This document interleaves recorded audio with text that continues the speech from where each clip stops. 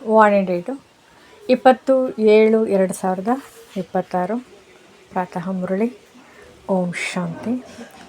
ಅವ್ಯಕ್ತ ಬಾಪ್ದಾದ ಮಧುಬನ. ಮಧುರ ಮಕ್ಕಳೇ, ಭಿಕ್ಷುಕರಿಂದ ರಾಜಕುಮಾರರಾಗಲು ಪವಿತ್ರತೆಯ ಆಧಾರವಾಗಿದೆ. ಪವಿತ್ರರಾಗುವುದರಿಂದಲೇ ಪವಿತ್ರ ಪ್ರಪಂಚದ ರಾಜ್ಯ ಪದವಿಯು ಸಿಗುವುದು. ಪ್ರಶ್ನೆ: ಈ ಪಾಠಶಾಲೆಯಲ್ಲಿ ಯಾವ ಪಾಠವು ನಿಮ್ಮನ್ನು ಮನುಷ್ಯರಿಂದ ದೇವತೆಗಳನ್ನಾಗಿ ಮಾಡುತ್ತದೆ? ಉತ್ತರ: ನಾವು ಈ ಪಾಠಶಾಲೆಯಲ್ಲಿ ನಾನು ದೇಹವಲ್ಲ ಆತ್ಮನಾಗಿದ್ದೇನೆ ಎಂಬುದು ಪ್ರತಿದಿನ ಓದುತ್ತೇವೆ. ಆತ್ಮ ಅಭಿಮಾನಿಯಾಗುವುದರಿಂದಲೇ ನೀವು ಮನುಷ್ಯರಿಂದ ದೇವತೆ, ನರನಿಂದ ನಾರಾಯಣರಾಗುತ್ತೀರಿ. ಈ ಸಮಯದಲ್ಲಿ ಎಲ್ಲ ಮನುಷ್ಯ ಮಾತ್ರರು ಪೂಜಾರಿಗಳು ಅರ್ಥಾತ್ ಪತಿತ ದೇಹಾಭಿಮಾನಿಗಳಾಗಿದ್ದಾರೆ. ಆದ್ದರಿಂದಲೇ ಪತಿತ ಪಾವನ ತಂದೆಯನ್ನು ಕರೆಯುತ್ತಾರೆ. ಗೀತೆ: ಆಕಾಶ ಸಿಂಹಾಸನವನ್ನು ಬಿಟ್ಟು ಬಾ. ಓಂ ಶಾಂತಿ. ಓಂ ಶಾಂತಿಯನ್ನು ಯಾರು ಹೇಳಿದರು? ಯಾವ ಮಕ್ಕಳಿಗೆ ಹೇಳಿದರು ಎಂದು ಮಕ್ಕಳು ತಿಳಿದಿದ್ದೀರಿ? ಯಾರ ಆತ್ಮವು ಓಂ ಶಾಂತಿ ಎಂದು ಹೇಳಿತು? ಪರಮಪಿತ ಪರಮಾತ್ಮ ಎಂದು ಮಕ್ಕಳು ತಿಳಿದಿದ್ದಾರೆ. ಯಾವ ಮನುಷ್ಯಾತ್ಮರೂ ಈ ಮಾತುಗಳನ್ನು ಹೇಳಲಿಲ್ಲ. ಪರಮಪಿತ ಪರಮಾತ್ಮ ಶಿವ ಆತ್ಮನೇ ಹೇಳಿದರೆಂದು ತಿಳಿದಿದ್ದೀರಿ. ಅವರು ಎಲ್ಲರ ತಂದೆ, ಶ್ರೇಷ್ಠಾತಿ ಶ್ರೇಷ್ಠರಾಗಿದ್ದಾರೆ. ಈಗ ಗೀತೆಯಲ್ಲಿ ಕೇಳಿದರಲ್ಲವೇ, ಭಾರತದ ಮೇಲೆ ಮಾಯೆ ನೆರಳು ಬಿದ್ದಿದೆ. ಎಲ್ಲರೂ ಪತೀತರಾಗಿ ಬಿಟ್ಟಿದ್ದಾರೆ. ಆದ್ದರಿಂದಲೇ ಪತೀತ ಪಾವನ ಪುನಃ ಬಾ ಎಂದು ಕರೆಯುತ್ತಾರೆ. ಆತ್ಮವೇ ತನ್ನ ತಂದೆಯನ್ನು ಕರೆಯುತ್ತದೆ. ಯಾರನ್ನು ಭಗವಂತನೆಂದು ಹೇಳುತ್ತಾರೆ ಅವರನ್ನೇ ಪತಿತ ಪಾವನ ಎಂದು ಹೇಳಲಾಗುತ್ತದೆ. ಒಬ್ಬರದೇ ಮಹಿಮೆಯೂ ಆಗುವುದು. ಅವರೇ ಎಲ್ಲ ಆತ್ಮಗಳ ಬೇಹದ್ದಿನ ತಂದೆಯಾಗಿದ್ದಾರೆ.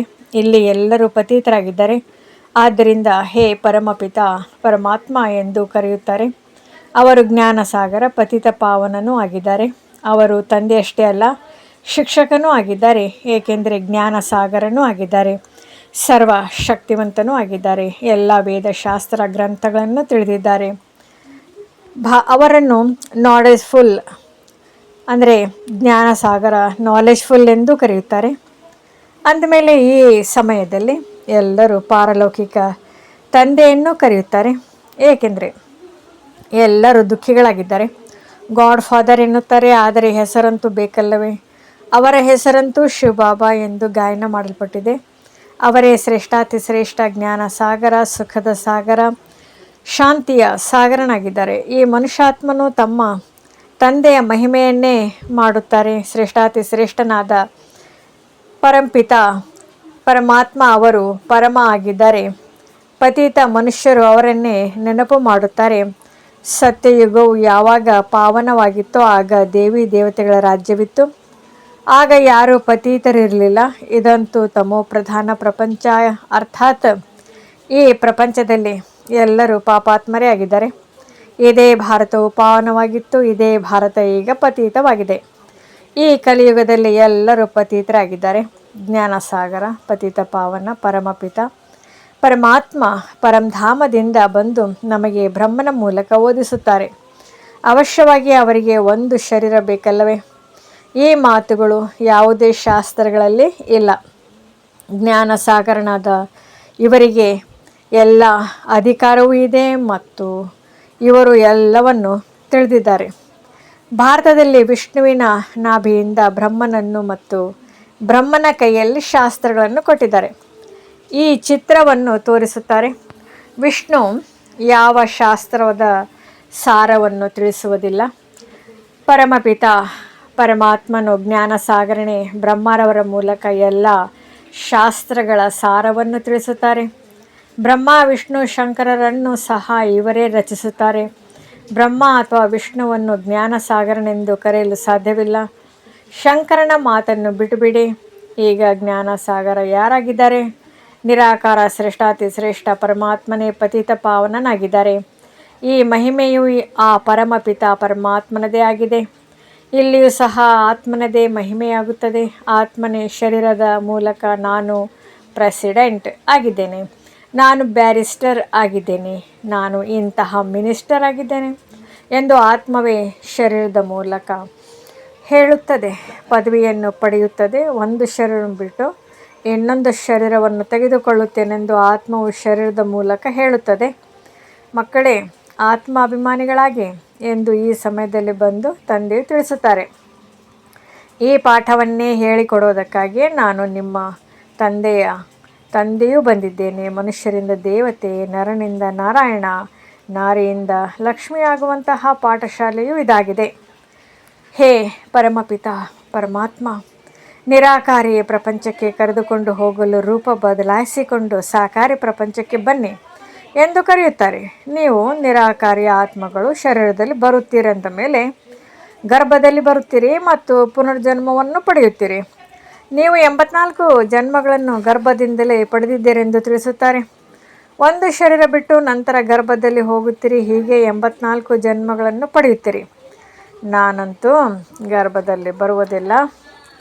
ವಾಸ್ತವದಲ್ಲಿ ಭಾರತವಾಸಿಗಳು ದೇವಿ ದೇವತಾ ಧರ್ಮದವರಾಗಿದ್ದರು. ನಂತರ ಏಣಿಯನ್ನು ಇಳಿಯುತ್ತಾ ಕ್ಷತ್ರಿಯ ವರ್ಣ, ನಂತರ ವೈಶ್ಯವರ್ಣ, ಶೂದ್ರ ವರ್ಣದಲ್ಲಿ ಕಲೆಗಳು ಕಡಿಮೆಯಾಗುತ್ತಾ ಹೋಯಿತು.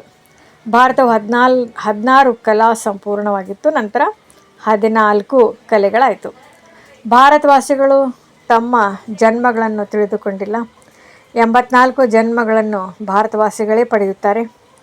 ಮತ್ಯಾರು 84 ಜನ್ಮಗಳನ್ನು ಪಡೆಯುವುದಿಲ್ಲ.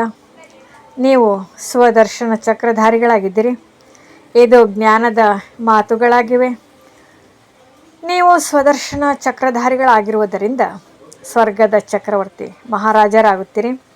ನೀವು ಇಲ್ಲಿ ಪತಿತರಿಂದ ಪಾವನರಾಗಲು ಬಂದಿದ್ದೇವೆಂದು ತಿಳಿದುಕೊಂಡಿದ್ದೀರಿ. ಇದು ಪತಿತ ಪ್ರಪಂಚವಾಗಿದೆ. ಪತಿತ ಪಾವನ ಎಲ್ಲರ ಸದ್ಗತಿದಾತ ಒಬ್ಬ ತಂದೆಯಾಗಿದ್ದಾರೆ. ಎಲ್ಲರೂ ಅವರನ್ನೇ ಕರೆಯುತ್ತಾರೆ. ತಂದೆಯೊಬ್ಬರನ್ನೇ ನೆನಪು ಮಾಡುತ್ತಾರೆ. ಆದರೆ ಕೃಷ್ಣನನ್ನಲ್ಲ. ಕೃಷ್ಣನು ಗೀತೆಯನ್ನು ನುಡಿಸಿಲ್ಲ. ಗೀತೆಯು ಸರ್ವಶಾಸ್ತ್ರಮಯಿ ಶಿರೋಮಣಿಯಾಗಿದೆ. ಭಾರತದ ಗೀತೆಯು ಯಾವ ಧರ್ಮಶಾಸ್ತ್ರದ್ದಾಗಿದೆ? ಆದಿ ಸನಾತನ ದೇವಿ ದೇವತಾ ಧರ್ಮದ್ದಾಗಿದೆ. ಗೀತೆಯನ್ನು ಯಾರು ನುಡಿಸಿದರು? ರಾಜಯೋಗವನ್ನು ಯಾರು ಕಲಿಸಿಕೊಟ್ಟರು? ಪರಮಪಿತ ಪರಮಾತ್ಮ ಪತಿತ ಪಾವನ ತಂದೆಯು ಕಲಿಸಿದರು. ನೀವು ಆತ್ಮರು ನಿರಾಕಾರರಾಗಿದ್ದೀರಿ. ನೀವೇ ಸಾಕಾರ ಶರೀರವನ್ನು ಧಾರಣೆ ಮಾಡಿದ್ದೀರಿ. ಸಾಕಾರಿ ಮನುಷ್ಯನನ್ನೆಂದೂ ಭಗವಂತನೆಂದು ಕರೆಯಲು ಸಾಧ್ಯವಿಲ್ಲ. ಭಲೆ ಸತ್ಯದಲ್ಲಿ ಲಕ್ಷ್ಮೀ ನಾರಾಯಣರು ಇರುತ್ತಾರೆ. ಅವರನ್ನು ಸಹ ಭಗವಂತನೆಂದು ಕರೆಯಲು ಸಾಧ್ಯವಿಲ್ಲ.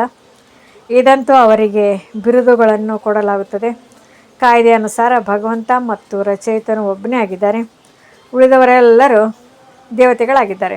5000 ವರ್ಷಗಳ ಮಾತಾಗಿದೆ. ಈ ಲಕ್ಷ್ಮೀ ನಾರಾಯಣರ ರಾಜ್ಯವಿತ್ತು. ಇವರನ್ನು ಮಹಾರಾಜ ಮಹಾರಾಣಿ ಎಂದು ಕರೆಯುತ್ತಿದ್ದರು. ಭಗವಂತನು ಮಹಾರಾಜನಾಗುವುದಿಲ್ಲ. ಅವರು ಭಾರತವಾಸಿಗಳನ್ನು ಇಂತಹ ದೇವಿ ದೇವತೆಗಳನ್ನಾಗಿ ಮಾಡುವ ತಂದೆಯಾಗಿದ್ದಾರೆ. ಈಗಂತೂ ದೇವಿ ದೇವತಾ ಧರ್ಮವೇ ಇಲ್ಲ. ಇವರಿಗೆ ರಾವಣ ಸಂಪ್ರದಾಯದವರು ಎಂದು ಹೇಳಲಾಗುತ್ತದೆ. ಏಕೆಂದರೆ ರಾವಣ ರಾಜ್ಯವಾಗಿದೆ. ರಾವಣನನ್ನು ಪ್ರತಿ ವರ್ಷ ಸುಡುತ್ತಲೇ ಬರುತ್ತಾರೆ. ಏಕೆಂದರೆ ಹಳೆಯ ಶತ್ರುವಾಗಿದ್ದಾನೆ. ಆದರೆ ಭಾರತವಾಸಿಗಳು ಇದನ್ನು ತಿಳಿದುಕೊಂಡೇ ಇಲ್ಲ. ಶಾಸ್ತ್ರಗಳಲ್ಲಿಯೂ ಸಹ ರಾವಣನು ಯಾರು ಎಂದು ವರ್ಣನೆ ಇಲ್ಲ. ರಾವಣನಿಗೆ 10 ತಲೆಗಳನ್ನು ತೋರಿಸುತ್ತಾರೆ. ಈ ಮಾತುಗಳನ್ನು ಚೆನ್ನಾಗಿ ತಿಳಿದುಕೊಳ್ಳಬೇಕಾಗಿದೆ. ಈ ಮನುಷ್ಯರಂತೂ ಅವಶ್ಯವಾಗಿ ಕಲ್ಲು ಬುದ್ಧಿಯವರಾಗಿದ್ದಾರೆ. ಈ ಲಕ್ಷ್ಮೀನಾರಾಯಣರನ್ನು ಪಾರಸ ಬುದ್ಧಿಯವರೆಂದು ಕರೆಯುತ್ತಾರೆ. ಪಾರಸ್ನಾಥನೀಯರ ರಾಜ್ಯವಿತ್ತು. ರಾಜ ರಾಣಿಯರು ಹೇಗಿದ್ದರೋ ಅದೇ ರೀತಿ ಪ್ರಜೆಗಳು ಇದ್ದರು. ಭಾರತದಂತಹ ಸುಖಧಾಮ ಮತ್ಯಾವುದೇ ಖಂಡವಿರುವುದಿಲ್ಲ. ಭಾರತವು ಸ್ವರ್ಗವಾಗಿದ್ದಾಗ ಯಾವುದೇ ರೀತಿಯ ಕಾಯಿಲೆಗಳು, ದುಃಖ ಅಥವಾ ರೋಗವಿರಲಿಲ್ಲ. ಸಂಪೂರ್ಣ ಸುಖಿಯಾಗಿದ್ದರು. ಈಶ್ವರನ ಮಹಿಮೆ ಅಪರಂಪಾರವಾಗಿದೆ ಎಂದು ಹೇಳುತ್ತಾರೆ. ಭಾರತದ ಮಹಿಮೆಯು ಸಹ ಅಪರಂಪಾರವಾಗಿದೆ. ಪವಿತ್ರತೆಯ ಮೇಲೆ ಎಲ್ಲವೂ ಆಧಾರಿತವಾಗಿದೆ. ಎಲ್ಲರೂ ಪತಿತರಾಗಿದ್ದಾರೆ. ಶಾಂತಿ ಇಲ್ಲ, ಸುಖವಿಲ್ಲ ಎಂದು ಕರೆಯುತ್ತಾರೆ. ನಾವೇ ಭಾರತವಾಸಿಗಳು ಸೂರ್ಯವಂಶಿ ದೇವಿ ದೇವತೆಗಳಾಗಿದ್ದೆವು. ನಂತರ ನಿಧಾನವಾಗಿ ಪತಿತರಾಗಿದ್ದೇವೆಂದು ನೀವೀಗ ತಿಳಿದಿದ್ದೀರಿ. ಇದನ್ನು ಮೃತ್ಯು ಲೋಕವೆಂದು ಕರೆಯಲಾಗುತ್ತದೆ. ಇದಕ್ಕೆ ಬೆಂಕಿ ಬೀಳಲಿದೆ. ಇದು ಶಿವಜ್ಞಾನ ಯಜ್ಞವಾಗಿದೆ. ರುದ್ರಜ್ಞಾನ ಯಜ್ಞವೆಂದು ಸಹ ಕರೆಯಲಾಗುತ್ತದೆ. ಮನುಷ್ಯರಂತೂ ಅನೇಕ ಹೆಸರುಗಳನ್ನು ಇಟ್ಟಿದ್ದಾರೆ. ಶಿವನ ಮೂರ್ತಿಯನ್ನು ನೋಡಿದ ಕೂಡಲೇ ಅನೇಕ ಭಿನ್ನ ಭಿನ್ನವಾದ ಹೆಸರುಗಳನ್ನು ಇಡುತ್ತಾರೆ. ಒಬ್ಬನನ್ನೇ ಅನೇಕ ಹೆಸರುಗಳಲ್ಲಿ ಮಂದಿರಗಳನ್ನು ಕಟ್ಟಿಸುತ್ತಾರೆ. ಜ್ಞಾನ, ಭಕ್ತಿ, ವೈರಾಗ್ಯ ಎಂದು ತಂದೆಯು ತಿಳಿಸುತ್ತಾರೆ. ಈಗ ಭಕ್ತಿ ಪೂರ್ಣವಾಗಿದೆ. ನಿಮಗೆ ಭಕ್ತಿಯಿಂದ ವೈರಾಗ್ಯ ಬರುತ್ತದೆ. ಅರ್ಥಾತ್ ಈ ಹಳೆಯ ಪ್ರಪಂಚದಿಂದ ವೈರಾಗ್ಯ ಬರುತ್ತದೆ. ಈ ಹಳೆಯ ಪ್ರಪಂಚವು ಈಗ ವಿನಾಶವಾಗಲಿದೆ. ಓಂ ಶಾಂತಿ. ನಮ್ಮ ಚಾನೆಲ್ ವಿಡಿಯೋಗಳ ಹೆಚ್ಚಿನ ಮಾಹಿತಿಗಾಗಿ ಸಬ್ಸ್ಕ್ರೈಬ್ ಬಟನ್ಗೆ ಕ್ಲಿಕ್ ಮಾಡಿ ನಮ್ಮ ಚಾನೆಲ್ಗೆ ಸಬ್ಸ್ಕ್ರೈಬ್ ಮಾಡಿ. ಈ ವಿಡಿಯೋ ಇಷ್ಟವಾದಲ್ಲಿ ಲೈಕ್ ಮಾಡಿ, ಶೇರ್ ಮಾಡಿ ಹಾಗೂ ಕಮೆಂಟ್ ಮಾಡಿ.